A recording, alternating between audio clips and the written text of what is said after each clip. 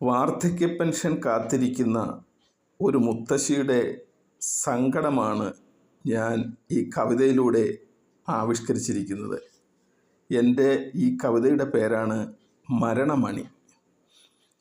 മുത്തശ്ശി മുറിക്കുള്ളിലായി കാതോർത്തിരുന്നവർ തൻ കൈവിരലെണ്ണി ദിനരാത്രങ്ങളൊന്നൊഴിയാതെ എണ്ണയും കുഴമ്പും തീർന്നിട്ടൻ കൈകാൽ ഞരമ്പ് വലിച്ചു മുറുക്കിയിടുന്നു.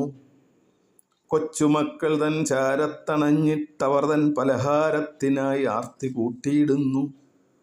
ഇന്നു വരുമൻ പെൻഷനതെന്നോർത്ത് മണി ഓർഡറായി ചാരത്തെന്നതോർത്ത് ഒരൽപ്പം ആഹ്ലാദിച്ചു ഞാൻ.